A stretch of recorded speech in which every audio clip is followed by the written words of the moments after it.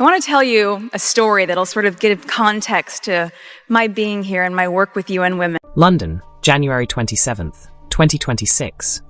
In what insiders say is the most planned attack in contemporary royal history, the British monarchy is facing an unexpected and extremely concerning target. An unexpected scandal broke out during a week already dominated by international news, causing astonishment, outrage, and quick strategic action from Buckingham Palace. Meghan Markle allegedly tried to blackmail the royal family by using fabricated footage directed at 22-year-old Lady Louise Windsor and her boyfriend, tech investor Felix Clamp, according to several high-level sources. This move put a quiet, devoted young royal in the middle of a manufactured controversy intended to force doors long since closed. With 3 senior Archewell employees, including the chief strategy officer and head of legal affairs, resigning and Netflix quietly suspending Meghan's upcoming documentary due to content integrity concerns 48 hours earlier, the timing seemed ruthless and purposeful, adding to rumors of an internal collapse. According to Palace aides, Lady Louise has suffered a great deal emotionally, leading to a total media blackout, postponed public appearances, and withdrawal from a scheduled appearance alongside her mother, Duchess Sophie. According to legal briefings, on January 23rd, Meghan sent Princess and security liaison a confidential email threatening to release unreleased footage of Lady Louise and Felix Clamp unless she restored VIP security, restored patronages, and received public institutional support. Though plausible to the untrained eye, the video is now thought to be a sophisticated deepfake that depicts Clamp in an unlawful relationship. It was eventually determined to have been artificially created using cutting-edge modification technology. When leaked snippets of a pre-recorded podcast interview revealed Meghan making cryptic comments about young women being protected while others were sacrificed, the situation became even more heated, and the hashtag #ProtectLadyLouise movement went viral. Royal pundits swiftly portrayed the scenario as a deliberate smear effort against Lady Louise, rather than a disagreement with the firm, posing pressing queries about desperation, motivation, and the extent to which a collapsing empire might go when under duress. Meghan Markle was under tremendous pressure as business agreements fell through and public opinion grew more antagonistic. According to a damning New Yorker article titled The Sussex Collapse, Power, PR, and the Fall of a Duchess, her children's book project with Penguin Random House was reportedly put on hold as the market's desire for Sussex-related content dwindled, and her Spotify deal fell through because of concerns about narrative control and content standards. Beyond unsuccessful media endeavors, financial strain increased due to skyrocketing security expenditures. According to insiders, a declassified analysis revealed annual expenses topping £4 million and numerous unpaid invoices reported across 2 California-based organizations, creating an unsustainable burden. Philip Wesson, a UK security analyst, put it simply: she was trapped in a corner and trying to use what little she had left, which was access to institutional secrets and reputational bombs. A clause requiring the delivery of a 4-episode podcast series by March 15, 2026, including content focused on personal narrative reform, or face clawbacks and penalties totaling up to $8 million was revealed in leaked contracts between Goldwire Studios and Archewell Audio, which further shed light on the timing of the crisis. Meghan was essentially required by contract to create controversy rather than just relevance, a decision that would quickly turn out to be fatal. Princess acted quickly and forcefully, bringing together intelligence and legal teams, stating unequivocally that blackmail would not be tolerated, directing a thorough forensic examination of the purported video, and enlisting leading attorneys for possible international prosecution, and took a calm and methodical approach, seeing the threat as an assault on the crown itself rather than a personal slight. A united front of senior royal women soon joined her. Princess Catherine organized a thorough reputational defense alongside and Sophie, while Duchess Sophie cancelled all engagements to protect and support her daughter at Bagshot Park while hiring investigators to track down the altered video. This partnership resulted in an emergency summit at Windsor Castle, codenamed Triarch 1C, which was approved by King Charles with clear directives for Sophie to spearhead the reaction. Before Sophie explained the seriousness of the threat as psychological warfare against her child, Catherine publicly asserted unity. "We fight as one," with Lady Louise protected from public view. Sophie was the one who came up with the now famous Windsor Firewall, a 3-pronged crisis management plan that started with preemptive legal injunctions on all key platforms to prevent the dissemination of fake media, creating an instantaneous and powerful legal barrier against any effort at release. The plan went quickly into its last stages, starting with a low-key visit to an Oxford Children's Hospital the very next day. Sophie and Lady Louise made an appearance together, conveying continuity, dignity, and unity. This image dominated the news cycle and diverted focus from scandal to service. The third and most advanced layer was a digital dossier, codenamed Felix 7, that contained comprehensive metadata evidence of video manipulation and was due to Ofcom and other press watchdogs within 48 hours. Meghan wants shock value. Give her silence and law, Sophie said as she concluded her presentation, a statement that would go down in palace history. Being disregarded while being legally deconstructed is the fastest way to starve narcissism. The plan was quite straightforward.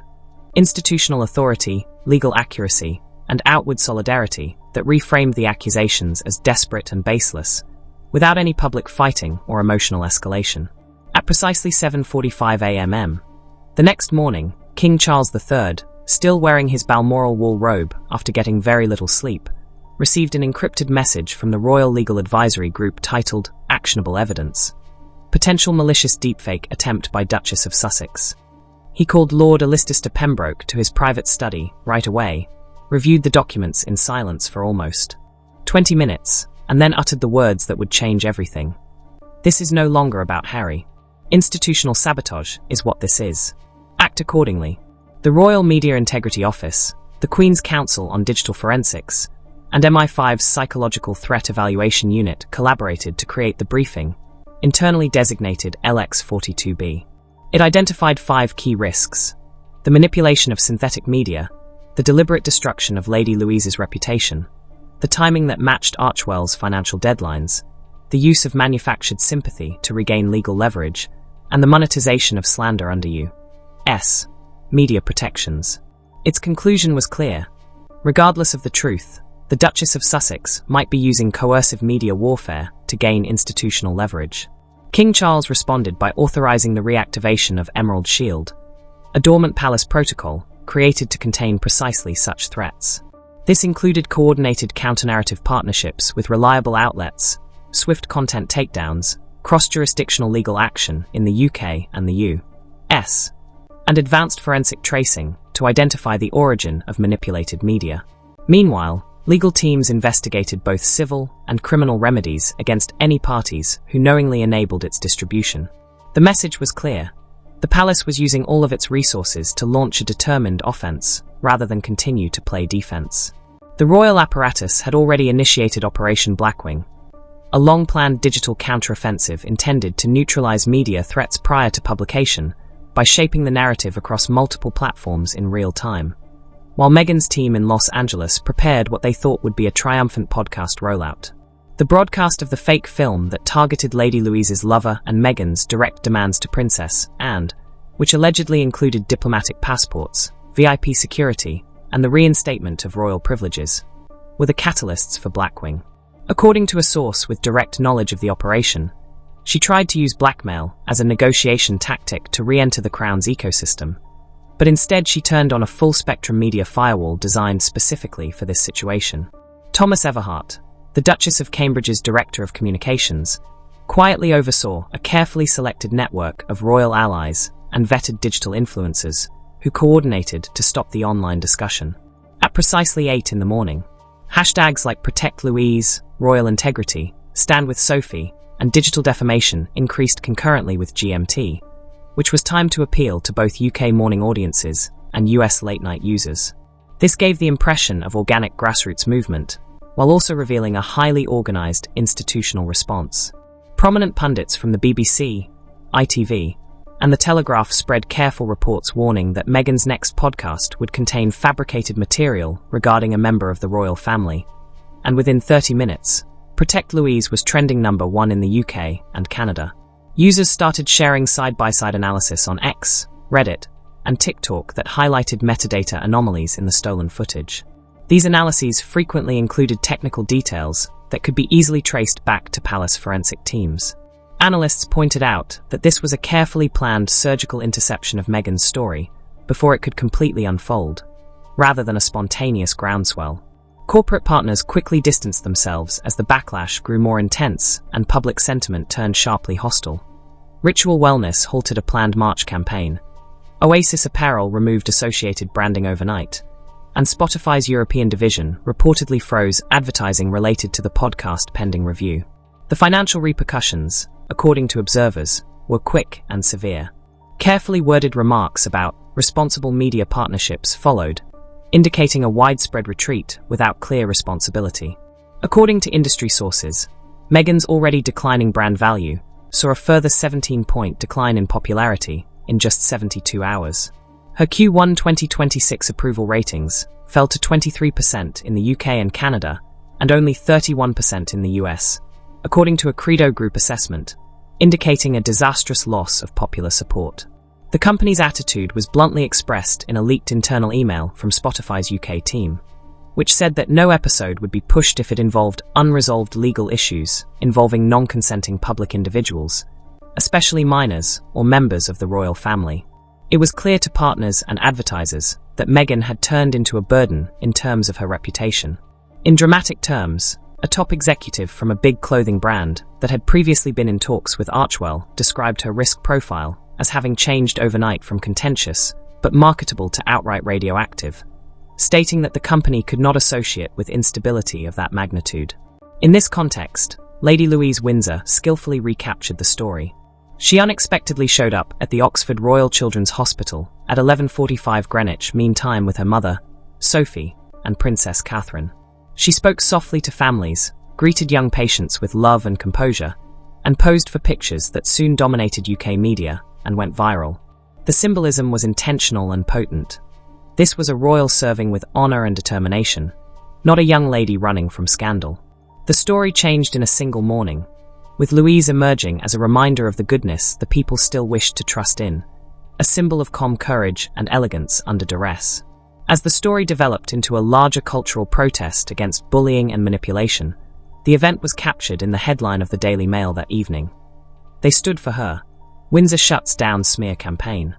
Co-signed by 3 prominent royal law firms and reviewed by the highest levels of government communications security, Kensington Palace released what legal observers called an unusually forceful notification at 1400 hours Greenwich Mean Time. It stated that technical evidence of image falsification and metadata corruption had been directly linked to a California-based media contractor with documented connections to Archewell's media operations, and it cautioned that any broadcast of manipulated content involving Lady Louise Windsor, Felix Clamp, or their private lives would result in full legal escalation under the UK Royal Defamation Act of 2024.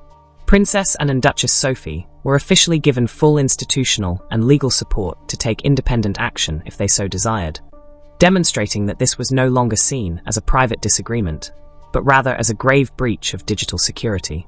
The Crown was using every legal, technological, and institutional tool at its disposal, and the palace made it clear that there would be long-term repercussions. Cybersecurity advisors publicly presented the incident as an attempt at reputational espionage against a protected member of the royal family. Meghan released her contentious podcast episode, titled Royal Truths: Power, Protection, and the Price of Silence, early despite mounting pressure, dwindling corporate support, and clear legal warnings. The 58-minute production was marketed as a brave confrontation with royal power structures. However, critics soon pointed out that the episode veered between victim narrative and reputational sabotage beneath its self-empowerment frame. When Meghan said, "Silence can be complicity, especially when young women are being protected from truths they don't know they're part of," at minute 36, she adopted a calculated softness that many described as the most chilling moment. Although no names were mentioned, the implication was clear and widely interpreted as a veiled threat wrapped in the language of justice. Royal attorneys claimed deliberate reputational targeting through suggestive language and indirect narrative manipulation in an emergency injunction filed with Spotify's EU headquarters in Dublin within 20 minutes of the show airing. By early afternoon, the #exploitative podcast was trending in the UK and Canada as people denounced what they perceived to be a premeditated assault on a defenseless young woman.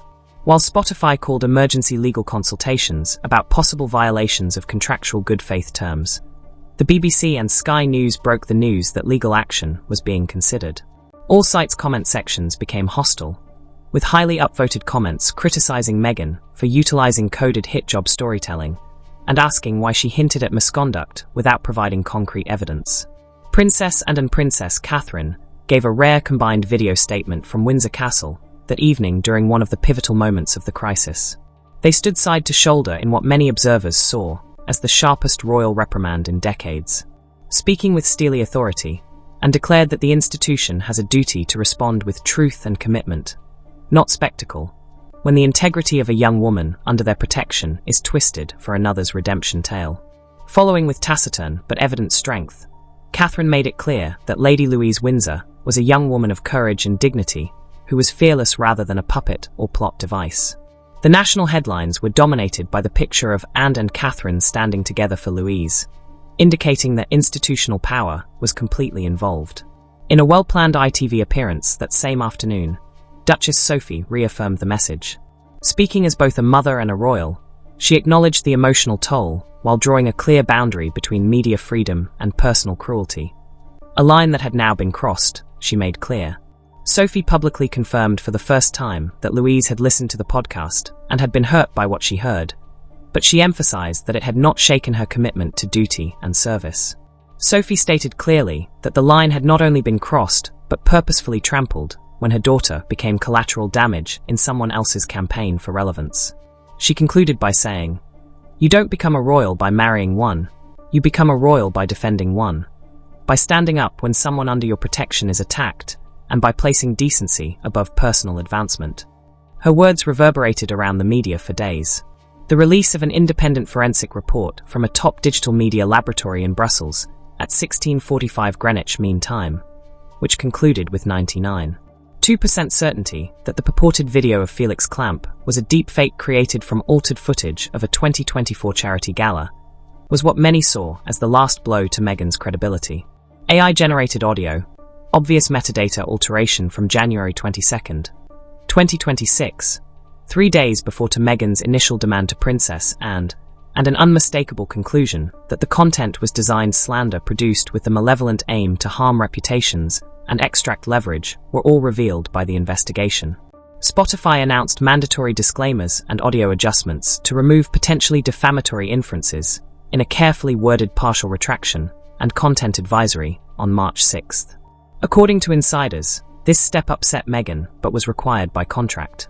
As the dust settled, the palace announced new safeguards for young royals. Felix Clamp, who had been cleared, would co-host a significant summit on AI and reputational safety, and Lady Louise would receive her first full-time patronage focused on youth media ethics and digital security. In a statement that summed up the moment, Princess and said that they had not only defended a name, but also what it means to be royal in a time of digital warfare. They had responded to lies with truth, trusted the public to see through manufactured scandal, and made it clear that threats against the innocent would be met with the full institutional power of the crown. The outcome was inevitable. Meghan went in with the idea that she could use coercion and deception to gain leverage, but she left with a declaration of war against one of the world's most strategically potent organizations, which reacted forcefully, severely harming the Sussex brand and sending a clear message that the monarchy will defend its own interests and will not engage in dialogue with those who prey on the defenseless.